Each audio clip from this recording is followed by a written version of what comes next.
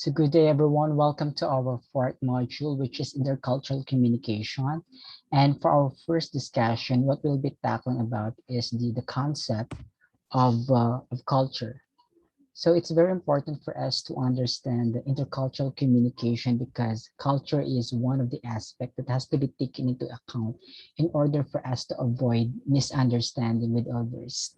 And and with that, we really need to look into on how we can be cultural sensitive because next to being cultural sensitive with other culture or with other country is also next to being sensitive on how we will be communicating with them. Okay, so what does it mean to belong to a culture? And when you identify yourself as a member of a large group such as culture to where you are exactly belong to. So when we talk of culture, we usually associate it to geographical or ethnic, wherein we're classifying it as Eastern and Western. So let's say, for instance, in the Philippines, we come from an eastern part of the globe, and then those coming from the Americas, they considered as coming from the western part of the globe. And when we talk of culture, again, cultures are what make every society unique. So each society has different cultural activities and cultural rituals, and culture explores the beliefs and values of the people in a certain group.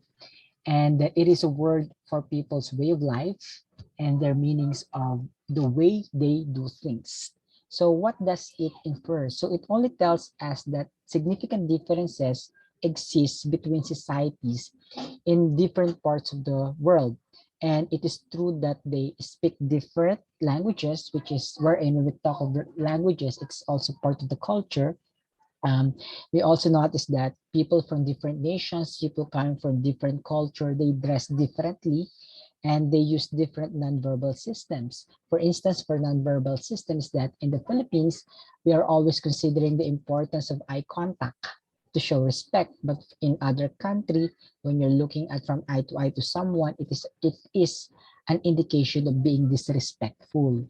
So from this standpoint, doing or speaking different cultures can happen within the same nation because communication creates communities and cultures, and many subgroups of people have identifiable ways of communicating differently on other or from other people in a nation.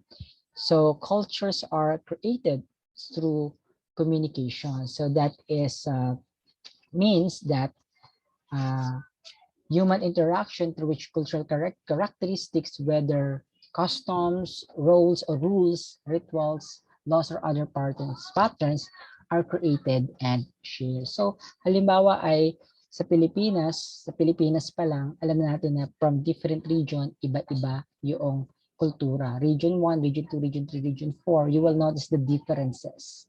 And that's what makes a nation to have subculture. Okay, so if we're just looking at the entirety as one nation, we'll look at as a culture of a nation. And then if we're just going to look at it specifically, more specifically, we can say that the Philippines alone has its subculture, and it's very evident among the indigenous people that we have in our country. So if we're just going to compare how the Aitas and then the Dumagats practiced, or even those coming from a tribe in the Mindanao, you can really see the differences on the way they practice. So even in religion, so we do have Muslims, we do have Christians. So you really see the difference between the Christian, the Catholic practices and then the Muslim practices in terms of marriage, in terms of birth, in terms of death. Iba-iba pa rin. So kasi nasabi natin na every society is unique. So doon pa nga lang sa community nyo, sa isang barangay, bawat community iba-iba pa rin. Okay? So kapag pinag-uusapan natin ang kultura, we are not only pertaining to one person alone. We are pertaining to group of people who are sharing the same practices. Kapag ang isang practices ay sinishare na ng bawat group o bawat member ng isang lipunan, that's what makes it a culture already. Okay? So Believing that, considering all these things, we have to take note of what Adler, Kim, and Pedersen mentioned, that they propose that when we talk of culture, it pertains to universe of information that configures the patterns of life in any given society. So, makita agad natin yung patterns of life. Ibig sabihin ng patterns of life, yung pare-parehong ginagawa ng bawat individual sa isang lipunan. At kapag nakita natin na pare-pareho pala ng ginagawa ang mga individual sa isang lipunan, they are now already creating a culture.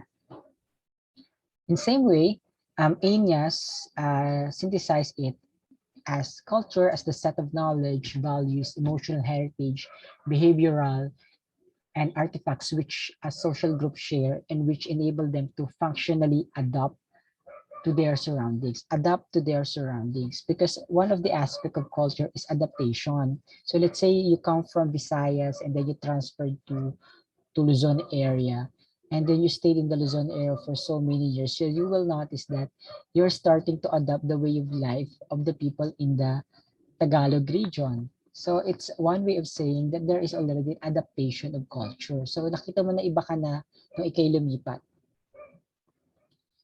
Next, when talking of culture, one has to define that culture is not solely referring to a particular nation. Just like what I mentioned a while ago, that it is pertaining to subculture. There are multicultural practices that again is very much evident among the indigenous people. So when looking at culture, there's also a need for us to look at the different characteristics of it. So we can understand further of what is the concept of culture if we understand these different characteristics. So first, culture is learned. Natututunan daw ang kultura. It's not that the moment you were born, you are already adapting the culture in which your parents are following already. So even though you are born from both American parents, however, you grow up in the Philippines, it's not 100% sure. It's not an assurance that you are already adopting the American culture. Because why? Why? Because you grow up in the Philippines. Your way of life is based on how you adapt, based on how you learn the culture from where you are exposed to. So again, much of learning culture is unconscious. No one is teaching us that this is how it should be done, this is how it should be done. Instead, by just merely observing, little by little, natututunan mo na, nagkakaroon ka ng acquisition. So we learn culture from families by just merely observing our own families, the way they interact to us, the way they live with us. Nakikita natin. It could also be part of the influence of your peers, yung mga kaibigan na makakilala nyo. It could be the institution where you're affiliated to, or even media itself is also an aspect of the so-called enculturation. Again, when we talk about enculturation, it is the process of learning the culture. Aside from culture is learned, it is also shared. Just like what I mentioned to you before, that culture is created if it is shared with others. One person alone doing something is not considered as culture. It has to be shared. The more people are sharing a particular practices, the more that it becomes more of a cultural practice. So because we share culture with other members of our group, we are able to act in socially appropriate ways as well as predict how others will act. So it gives now as an idea na itong ginagawa nila is now the acceptable norms, an acceptable norm of that particular society. Others might look at it wrong, but in our own culture, tama yun para sa atin. For example nga, normal sa atin yung eye-to-eye contact, but for other country, for them, it is disrespectful. Kasi yun na yung socially appropriate way for us of showing respect to others. So yun na yung na-embed sa atin na para sa atin is socially acceptable sa lipunan natin yung pagsasalita na naka-eye-to-eye contact. But in other country, they disregard that because for them, it is disrespectful. So despite the shared nature of culture, that doesn't mean that culture is homogeneous or pare-pareho. So masasabi pa rin natin ang culture is heterogeneous. Halimbawa sa Pilipinas na lang, what makes it hetero? Kasi nga, mayroon tayong mga subculture na iba-iba yung pinaniniwalaan. Next is culture is based on symbols. So when we talk of symbols, we're pertaining to something that is referring to something else. Let's say it could be an artifact, it could be an ornament, it could be any object that could represent something. Okay, so symbols vary cross-culturally and are arbitrary. They only have meanings when people in a culture agrees on their use. Language is the most important symbolic component of culture. So in order for us to communicate with one another, in order for us to get along with each other, in order for us to get use of how others live, diba? We are using a culture.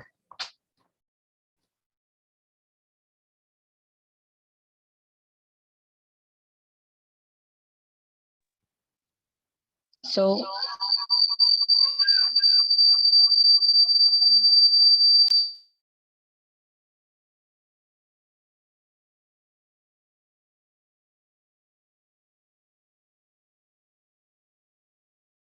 So, so again, culture is based on symbols. Just like what I mentioned that in order for us to really create a culture in a particular society, we really need to communicate.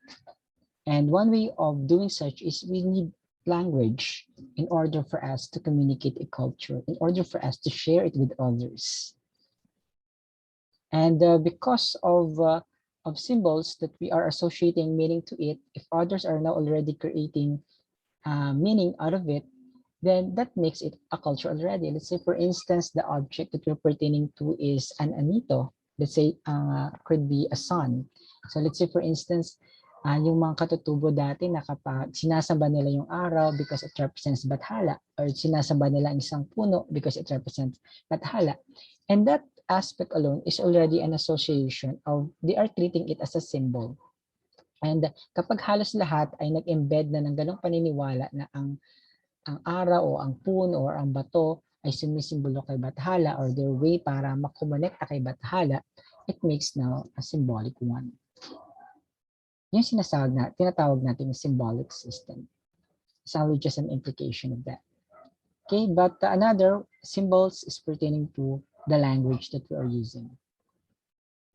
Language is integrated, and the reason that it is integrated because most of the language are subparts that makes them being interconnected. So all aspects of a culture are related to one another, and to truly understand the culture, one must learn about all of its parts, not only a few. Let's say, for example, in the Philippines, we have always this practice of bayanihan. And kapag sa practice natin na bayanihan, mapapasin mo may mga iba't ibang mga lumalabas na mga cultural practices pa. Yung pagiging generous natin with others, nandiyan yung pakikipagkapwa natin sa kasama natin. So interrelated sila. So kapag may bayanihan, lumalabas yung pagiging ng mga Pilipino, malasakit sa kapwa, which is part of our cultural belief, our cultural practice. Yun sinasabi natin interconnectedness. Our culture being integrated. Yung respect natin to our parents, let's say they're looking at respect to parents or respect to elders, ano yung mga kultura na naka-associate doon, ito yung paggamit natin ng mga terms like po at opo, the tone of our voice, the way we look at them as we speak, di ba? Which I think is sometimes no longer observed by many of us. Yun nga lang yung problem, although nandun sa kultura natin, but oftentimes it is being neglected, di ba? Culture is dynamic. Ang kultura raw ay nababago, from time to time nababago. So because most culture are in contact with other cultures, they exchange ideas and symbols. So, halimbawa, dati, nandun tayo sa panahon na kung saan ay bago dumating yung mga Kastila, nandun tayo sa paniniwala natin sa mga anito. Pero nung dumating yung mga Kastila, inintroduce natin yung Catholicism, na bago yung kultura natin. Nung dumating yung mga Amerikano, na bago yung kultura, na although hindi naman totally natanggal yung Catholicism or Spanish influence, but when Americans came, nadagdagan yung kultura natin. So yung nadagdagan yung kultura hanggang sa magsama-sama, magtagtag din na yung interconnectedness nga, na bago yung buong konsepto ng kultura natin sa Pilipinas, na kung saan because of the influence of other culture. So again, all cultures change, otherwise they would have problems adapting to changing environments. And because cultures are integrated, if one component in the system changes, it is likely that the entire system must adjust as well.